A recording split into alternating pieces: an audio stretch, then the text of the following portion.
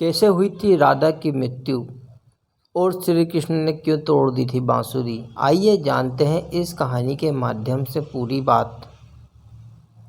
जब श्री कृष्ण की बात होती है तो श्री कृष्ण राधा के प्रेम की मिसाल सबसे पहले आती है। राधा श्री कृष्ण के प्रेम को जीवात्मा और परमात्मा का मिलन कहा जाता है। राधा श्री कृष्ण का बचपन का प्यार थी। श्री कृष्ण जब 8 साल के थे तब दोनों ने प्रेम की अनुभूति की। राधा श्री कृष्ण के दैवीय गुणों से परिचित थी। उन्होंने जिंदगी भर अपने मन में प्रेम की स्मृतियों को बनाए रखा। यही उनके रिश्ते की सबसे बड़ी खूबसूरती है। कहा जाता है कि जब श्री कृष्ण को केवल 2 ही चीज़ें सबसे ज़्यादा प्रिय थी। ये दोनों चीज़ें भी आपस में एक दूसरे से गहराई से जुड़ी थी। बांसुरी और राधा। कृष्ण की बांसुरी की धुन ही थी जिससे राधा श्री कृष्ण की तरफ खींची चली गई। राधा की वजह से श्री कृष्ण बांसुरी को हमेशा अपने पास ही रखते थे। भले ही श्री कृष्ण और राधा का मिलन नहीं हो सका, लेकिन उनकी बांसुरी उन्हें हमेशा एक सूत्र में बांधे रही। श्री कृष्ण के जितने भी चित्रण मिलते हैं उनमें बांसुरी जरूर रहती है। बांसुरी श्री कृष्ण के राधा के प्रति प्रेम का प्रतीक है।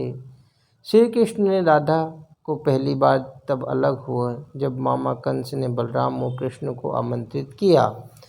वृंदावन के लोग यह खबर सुनकर दुखी हो गए। मथुरा जाने से पहले श्री कृष्ण राधा से मिले थे।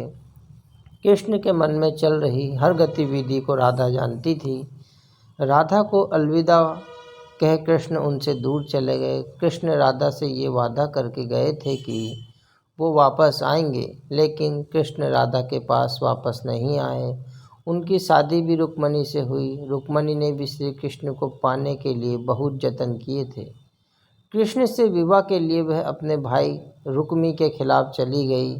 राधा की तरह वह भी श्री कृष्ण से प्यार करती थी। रुक्मणी ने श्री कृष्ण को एक प्रेम पत्र भेजा था कि वह आकर उन्हें अपने साथ ले जाए। इसके बाद ही श्री कृष्ण रुक्मणी के पास गए और उनसे शादी कर ली। कृष्ण के वृंदावन छोड़ने के बाद से ही राधा का वर्णन बहुत कम हो गया। राधा और कृष्ण जब आखिरी बार मिले थे तो राधा ने कृष्ण से कहा था कि भले ही वो उनसे दूर जा रहे हैं, लेकिन मन से कृष्ण हमेशा उनके पास ही रहेंगे। इसके बाद कृष्ण मथुरा गए और कंस को और बाकी राक्षसों को मारकर अपना काम पूरा किया। इसके बाद प्रजा की रक्षा के लिए कृष्ण द्वारका चले गए और द्वारकाधीश के नाम से लोकप्रिय हुए। जब कृष्ण वृंदावन से निकल गए तब राधा की जिंदगी ने अलग ही मोड़ लिया। राधा की शादी एक यादव से हो गई। राधा ने अपने दाम्पत्य जीवन की सारी रस्में निभाई और बूढ़ी हो गई, लेकिन उनका मन तब भी श्री कृष्ण के लिए समर्पित था। राधा ने पत्नी के तौर पर अपने सारे कर्तव्य पूरे किए। दूसरी तरफ श्री कृष्ण ने अपने दैवीय कर्तव्य निभाए। सारे कर्तव्यों से मुक्त होने के बाद राधा आखिरी बार अपने प्रियतम कृष्ण से मिलने गई। जब वे द्वारका पहुंची तो उन्होंने कृष्ण के रुक्मणी और सत्यभामा से विवाह के बारे में सुना, लेकिन वह दुखी नहीं हुई। जब कृष्ण ने राधा को देखा तो बहुत प्रसन्न हुए। दोनों संकेतों की भाषा में एक दूसरे से काफ़ी देर तक बात करते रहे। राधा जी को कान्हा की नगरी द्वारिका में कोई नहीं पहचानता था। राधा के अनुरोध पर कृष्ण ने उन्हें महल में एक देविका के रूप में नियुक्त किया। राधा दिन भर महल में रहती और महल से जुड़े कार्य को देखती थी। मौका मिलते ही वे कृष्ण के दर्शन कर लेती थी, लेकिन महल में राधा ने श्री कृष्ण के साथ पहले की तरह का आध्यात्मिक जुड़ाव महसूस नहीं कर पा रही थी। इसीलिए राधा ने महल से दूर जाना तय किया। उन्होंने सोचा कि वह दूर जाकर दोबारा श्री कृष्ण के साथ गहरा आत्मीय संबंध स्थापित कर पाएंगी। उन्हें नहीं पता था कि वह कहाँ जा रही हैं, लेकिन भगवान श्री कृष्ण जानते थे। धीरे धीरे समय बीता और राधा बिल्कुल अकेली और कमज़ोर हो गई। उस वक्त उन्हें भगवान श्री कृष्ण की आवश्यकता पड़ी। आखिरी समय में भगवान श्री कृष्ण उनके सामने गए। कृष्ण ने राधा से कहा कि वह उनसे कुछ मांगे, लेकिन राधा ने मना कर दिया। कृष्ण के दोबारा अनुरोध करने पर राधा ने कहा कि वह आखिरी बार उन्हें बांसुरी बजाते देखना चाहती हैं।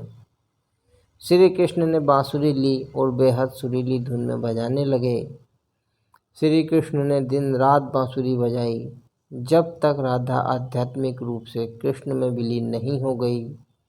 बांसुरी की धुन सुनते सुनते राधा ने अपने शरीर का त्याग कर दिया। हालांकि भगवान कृष्ण जानते थे कि उनका प्रेम अमर है, जिसके बावजूद वे राधा की मृत्यु को बर्दाश्त नहीं कर सके। कृष्ण ने प्रेम के प्रतीकात्मक अंत के रूप में बांसुरी तोड़कर झाड़ी में फेंक दी।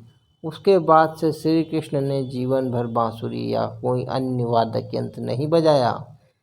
कहा जाता है कि जब द्वापर युग में नारायण ने श्री कृष्ण का जन्म लिया था, तब माँ लक्ष्मी ने राधा रानी के रूप में जन्म लिया ताकि मृत्यु लोक में भी वे उनके साथ ही रहें।